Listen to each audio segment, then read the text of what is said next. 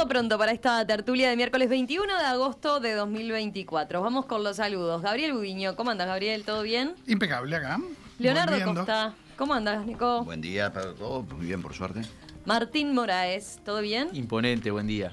Eleonora Navata. Buenos días, todas, todos. Vamos al primer tema que tenemos para debatir hoy.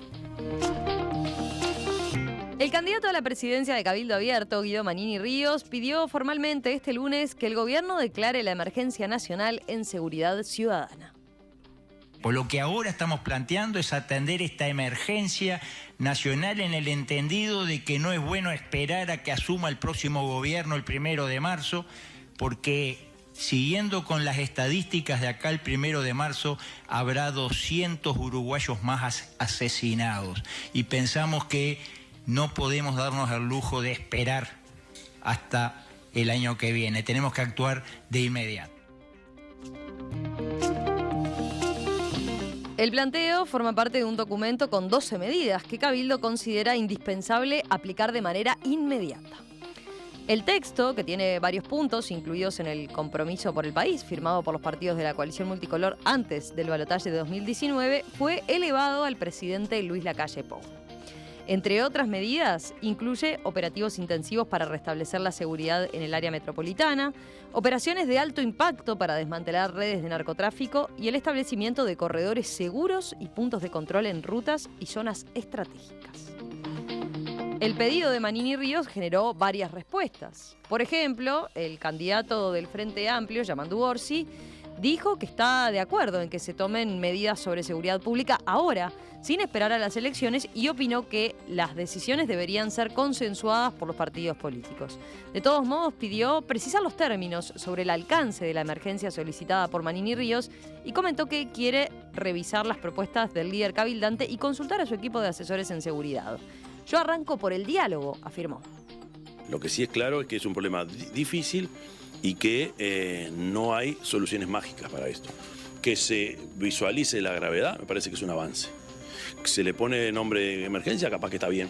Ahora, sentémonos en una mesa y el gobierno fundamentalmente tome algunas medidas para cambiar la realidad sin esperar al resultado electoral o que cambie el gobierno. Por su lado, el candidato nacionalista Álvaro Delgado valoró las iniciativas de Cabildo Abierto, pero relativizó el efecto de una declaración de emergencia. El concepto de emergencia o no emergencia es un tema que no tiene consecuencias prácticas. Lo que importa es la prioridad. Y para nosotros esta es la prioridad.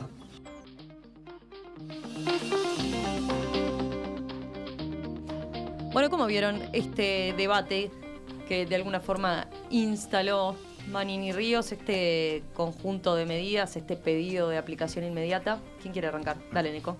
Yo creo que tiene dos, por lo menos yo le veo dos aristas, ¿no? Uno es el set de propuestas en sí mismo, que hay algunas que parecen razonables, hay otras que son impracticables, me parece, por lo menos en el corto plazo. Por ejemplo, trasladar a los presos a la cárcel de máxima seguridad como si tuviéramos un set de cárceles tan importantes, pero bueno, quizás hay que pensar de largo plazo tenerlo, sí. Y después creo que hay otra arista que es mucho más de los tiempos que vivimos, o sea, del tiempo de la campaña política. Y creo que Cabildo está tratando de posicionarse, más allá de que pueda tener una preocupación honesta por el tema, que no tengo por qué dudar que así sea, pero también es cierto que se está tratando de posicionar especialmente de cara a las posturas que, por ejemplo, Subía en el Partido Colorado está teniendo y eventualmente en la casa de votos que pueda significar esas propuestas que pueda hacer el Partido Colorado y mismo la presencia de Pedro Bordaberry, ahora el entrevistado por ustedes, que me parece que lo dejaron en una posición de cierta competencia política electoral muy particular y que hace que necesite, a mi juicio, salir a marcar la cancha. La realidad es que a 2 meses declarar una emergencia nacional y hacer un acuerdo nacional, más allá de creo que puede ser loable algunas de las medidas, es impracticable por porque la gente está concentrada en otra cosa, más allá de que hay situaciones que, reitero, después en la segunda intervención voy a referirme a algunas de ellas que las comparto. Sí. No, dale. No, yo coincido básicamente con todo lo que dice Neco. Resulta... entiendo que todo el sistema político, y no solamente el sistema político, sino las personas en el Uruguay están preocupadas por la cuestión de la seguridad pública y están preocupadas por esto que vemos todos los días, que hay un homicidio tras de otro, que la gente no se siente segura y todas esas cosas que están pasando y que son innegables. Y no creo que sea solo Manini o solamente Cabildo Abierto quien esté preocupado por esto. Entiendo que el gobierno está preocupado por esto, la oposición está preocupada por esto, y bueno, el Cabildo, que yo en teoría es el gobierno, pero no se entiende mucho, también está preocupado por esto. El planteo ahora resulta bastante electoralista y también entiendo que tiene que ver con esta salida de Pedro Bordaberry a la cancha y tratando de buscar un electorado parecido, que se sienta sensibilizado por el planteo público de estos temas. Y creo que cuando Manini pone sobre la mesa declarar la emergencia, tiene más que ver con hacer con un llamado de atención y decir, bueno, discutamos esto, hablemos de esto y seamos agenda y marcar agenda, que con la realidad práctica de esta medida. En 15 días, el 15 de septiembre, ya no hay más parlamento por un rato. Entonces, ¿qué vamos a tratar de una declaración de emergencia cuando no tenemos un parlamento que esté funcionando en todas sus funcionalidades? Bueno, no sé cómo bien se dice, estoy corta de palabras hoy. Disculpas a todos y a Podría todas. funcionar Pero igual, ¿por qué? ¿no? Claro, Podría. pero... No, se levanta Claro. se levanta el periodo ordinario. El de periodo sesiones. ordinario, exactamente. Entonces, parece como que, bueno, vamos a poner esto en la agenda, es bueno discutirlo. El otro día yo decía, Ojeda se siente cómodo con determinados temas puestos en agenda para hablar de esos temas, como era lo del plebiscito por los allanamientos nocturnos. Y entiendo que Manini se debe sentir cómodo con este tema y lo pone en agenda para poder tener prensa, salir a hablar y tener visibilidad. Y son estrategias, me parece que no están... Prefiero estas estrategias de poner un tema sobre la mesa, aunque sea de esta forma, con este fin electoral, que discutir tonterías, porque esta no es una tontería. Entonces está bueno discutirla. Ahora, como medida práctica, y no es el momento, no me parece. Pero está bien, hay que saber y hacer notar que esto es un tema de preocupación para varias fuerzas políticas. Bueno, Martín. no, comparto de cierta forma el análisis que hacen los compañeros. Por supuesto, me da la impresión de que tiene una lógica electoralista, y tomo lo último que decía Eleonora. Después, cuanto a la forma y contenido de las propuestas, bueno, lo veremos, pero a mí lo que me queda de esto es que nos sirve para discutir, y que nos sirve para discutir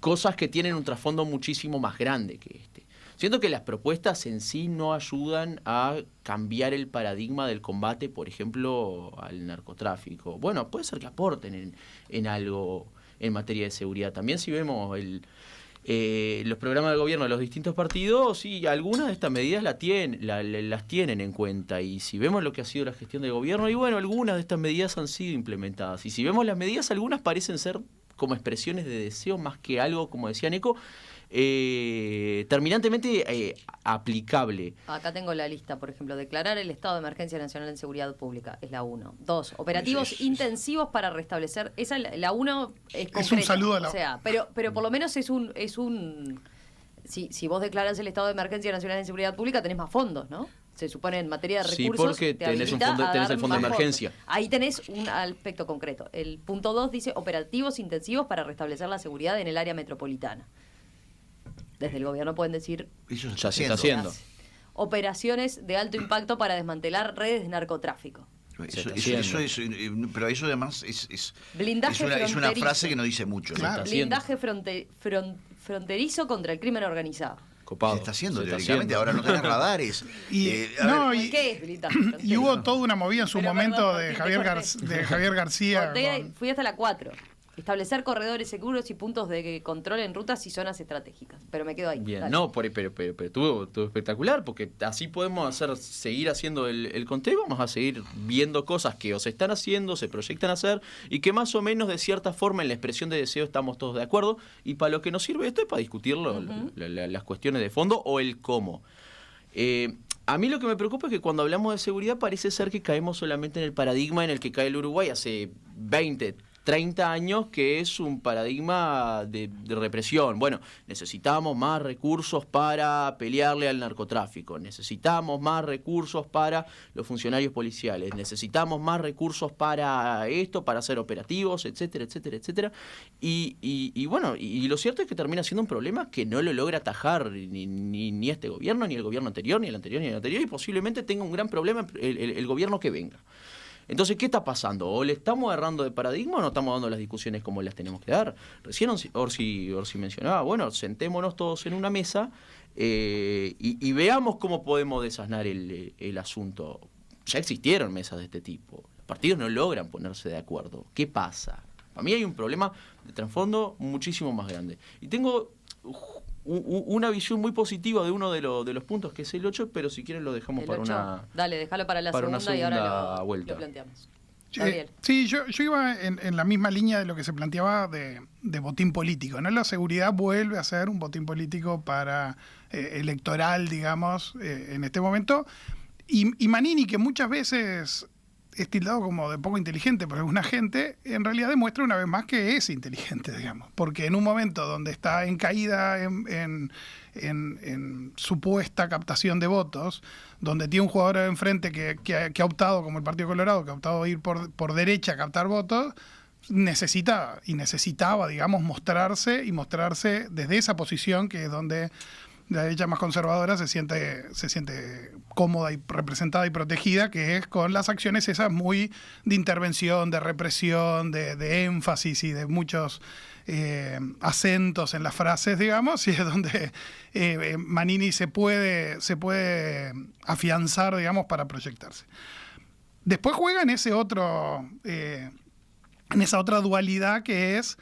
Normalmente uno le reclama a los partidos que están en el gobierno en época de elecciones que hacen propuestas y la pregunta es ¿por qué no las hiciste? Y él tiene la posición más cómoda, que es integro este gobierno, por lo tanto me puedo adosar los éxitos del gobierno, pero también me puedo desmarcar de las cosas pendientes, y es lo que termina haciendo, marcando que hay un montón de cosas pendientes que en realidad no son nuevas, son las mismas medidas de 2019, como bien señalaba vos, Romina, que él plantea nuevamente como diciendo, este gobierno no me hizo caso y no las hizo, digamos. En varios momentos él lo ha hecho, ¿no? Claro, con el tema eso. Seguridad pública, sobre todo. Pensar que en este momento, en medio de la campaña electoral, los partidos se van a poner de acuerdo y vamos a generar política de Estado de seguridad, creo que es ridículo, digamos, porque ya se intentó hacer durante el gobierno y todos tironeaban para ver quién se llevaba el mérito de esto.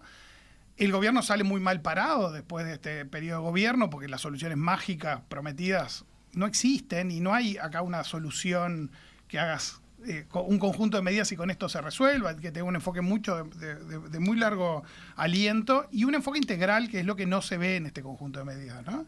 Es decir, un enfoque que no sea solo represivo. Hay un aspecto represivo, pero hay un aspecto muy vinculado al lavado de activos que hay que atacar, que tiene que ver con no las bocas de pasta base, sino en cómo se mueve el dinero de la droga en Uruguay y qué pasa con eso, que algunos creemos que las medidas tomadas en su momento de la LUC van al revés, en contra de combatir el lavado de activos, pero más allá de eso, lo que se necesita es esa visión integral. ¿Qué hace Manini? En realidad hace un juego electoral y pragmático y muy enfocado a captar votos, y creo que le funciona, me parece una muy buena decisión si fuera asesor de campaña de Manini, digamos. Pero al país no le resuelve absolutamente nada. Al gobierno lo pone otra vez en una situación incómoda con Cabildo Abierto, que es esto de que son mi socio, pero cada tanto me pegas un palito para desmarcarte, cosa que él necesita. Y creo que le afecta bastante también al Partido Colorado, ¿no? Es decir, la figura de Ojeda es una figura muy asociada al mundo policial y a la represión del delito, el enganche con su vía y otra vez Bordaberry, que también viene en la misma línea, y ahora va a tener que recalcular y ver de qué más habla, digamos, ¿no? Y ese creo que es el desafío que tiene principalmente el Partido Colorado, que es el que va a tener que hacer la movida siguiente después de esto. ¿Nico? te había quedado No, algo. yo yendo a algunas de las medidas, porque me parece que si alguien se pone a escribir medidas y estamos tratando de analizar, creo que hay cosas, yo, si bien no es un área de mi expertise, sí siento que acá no hay, por ejemplo, no hay una mención más allá de una cosa genérica que dice blindaje fronterizo contra el crimen organizado o operaciones de alto impacto para mantener redes de narcotráfico. No hay nada que tenga que ver con el combate en sí mismo a los activos. Tampoco hay medidas que tengan que ver con un blindaje que de alguna manera el gobierno está haciendo de temas sociales y cómo poder también, digamos, en el corto y en el mediano y en el largo plazo hacer que haya una reinserción escolar. Estas medidas de alto impacto, cuando uno dice declaro la emergencia, es un periodo corto de emergencia, se sobreentiende. No, y con lo estas dice medidas, explícitamente, creo que son 120 días. exactamente, 120 días. Para terminar la campaña. Justamente lo que dice la primera de las medidas. Y yo creo que con 120 días muchas de estas cosas se vinieron haciendo. Entonces, a mí me da la impresión de que detrás de esto deja claro que no va a intervenir el ejército. Ahora, si con el mismo personal que tengo voy a tener que hacer lo que hago, que se intentó hacer, por ejemplo, en Villa Española, y los resultados no estoy en condiciones de decir si fueron buenos, malos o aceptables, y no tengo más personal y no puedo traer más personal, porque hay una cosa genérica que dice reintegro los efectivos policiales a funciones ejecutivas. Sí, y eliminar los pases a comisión. Los pases a comisión, digo, la pregunta es, ¿cuánta gente policía estamos en eso? ¿Cuántos son? Me da la impresión de que es mucho título y pocas nueces. Y creo que tiene que ver, reitero, yo no desprecio nunca cuando alguien hace una propuesta, porque me parece que la preocupación que tiene Cabildo Abierto es una preocupación que la tenemos todos. Lo que sí me parece es que hay una tendencia que los problemas de la realidad se solucionan con leyes y con medidas. La LUC creíamos que iba a ser la solución para los problemas de seguridad, y había una norma que yo me causa mucha gracia siempre y la reitero, que es la posibilidad del derribo de aviones. No tenemos con qué derribarlo. O sea, el presidente hizo todo el título con esto y habló pila de veces sobre el tema, y cuando uno mira la sustancia no tenemos ni con una onda con que tirar un avión. Y hay 120 o 200 pistas clandestinas en Uruguay, según dicen, y eso no tenemos radares. Entonces, a veces los políticos creen que poniendo título la gente va a aceptarlo, y bueno, y después los hechos después demuestran que es mucho marketing y poca realidad. Yo con estas cosas que decía Neco recién y con las cuestiones vinculadas a algunas medidas que Cabildo presenta, que creo que los presenta de forma prolija, pero sin números, que es algo del Uruguay, nunca presentan las medidas con números, ni Cabildo ni nadie, no te presentan esto cuesta tanto y lo voy a financiar con desde acá. O sea, no pasa eso en general. Hace un listado y después hay un zoom, ¿no? Como una profundización en cada una de las medidas. Dice fundamento, propuesta y explica. Exacto, me parece que que está presentado de forma prolija en ese sentido el documento. Ahora, sí, faltan los números. ¿Cómo vas a bancar esto? No se sabe. ¿Cuánto cuesta? No sabemos. Bueno, está. ¿Cuántos pases en comisión hay? No sabemos. Está. Eso es lo que le falta, pero ya te digo, me parece que es algo más del Uruguay que de esta cuestión de Cabildo. Pero cuando hablaban de todo esto anterior, de tener los efectivos, de tener las herramientas, de inclusive el ejemplo del derribo de aviones. Paralelamente a esto, hay alguna gente que defiende el bajar el costo del Estado como bandera política, como bandera de campaña. Muchachos, esto es costo del Estado. Entonces, si nosotros creemos que estas medidas son necesarias, que a mí me parecen muchas de ellas muy necesarias, no podemos en paralelo a esto decir vamos a bajar el costo del Estado. Porque esto es costo del Estado. Capaz que tenemos que redistribuir la inversión del Estado, capaz que tenemos que ver dónde gastar mejor y de forma más eficiente. Pero no podemos decir que tenemos que hacer todo esto y después, vamos a bajar el costo del Estado. Entonces, es como que ahí, cuando se presenten los programas de gobierno, creo que hay que sincerarse y hacer cierta coherencia, o decir con cierta coherencia cómo financiaremos esto si por otro lado sí vamos a bajar el costo del Estado. Porque preocupa eso. Por ahí fue, digamos, la estrategia que tuvo este gobierno, digamos, que planteaba la reducción del déficit, la reducción del costo del Estado, pero planteaba que en áreas claves no se podían tocar. Salud, educación, defensa, Ministerio del Interior. Y después en la práctica termina de que es muy difícil encontrar esas eficiencias que hacen que hagas una baja significativa y de que no hagas reemplazo de puestos o de que efectivamente termines bajando el déficit, ¿no? Entonces, sin duda, creo que este tipo a veces de impulso tiene que ver también con cómo llevamos la política. Si la llevamos en términos de ideología, donde hay un conjunto de actores que quieren eliminar eso. Me pareció interesante hoy en la entrevista que a Bordaberry le preguntaron sobre ideología y él fue a las bases del Partido Colorado para responder eso y lo contestó, digo, porque hay un montón de actores que cada vez que preguntan de ideología parece que no existe más, digamos. No, te dicen que no existe más. Entre ellos el candidato colorado, ¿no? Claro. Entonces es interesante de que haya alguien que por lo menos defienda que tiene una ideología bastante generalista, como la que puso, porque eran las bases fundacionales del Partido Colorado, pero bueno, por lo menos hay una ideología atrás. Pero creo que es importante eso, pasar de los titulares de efectistas a bajar ideológicamente qué pensamos hacer con el Estado y qué tipo de Estado queremos y para qué lo queremos. Uno de los planteos con temas de seguridad suele ser que la intervención del territorio no sea solo ir a meter fuerzas policiales de represión que no van a estar ahí de por vida, sino que intervienen y salen, sino de cómo te apropias de ese territorio y cómo le ganás territorio a otros actores que están jugando hoy esa batalla en la sociedad. Entonces, esas son las discusiones de verdad que deberíamos tener. ¿Las vamos a tener esta campaña? Y yo soy poco esperanzado en ese sentido. Tenemos el segundo tema ahí para hablar. Claro. El segundo tema. No, a mí me llamaba un poco la atención, lo mencionó medio por arriba, Neco, pero el punto 8, viste, que dice volver a, como que pretende volver a las funciones policiales a varios funcionarios que están en pase en comisión en otros organismos del Estado.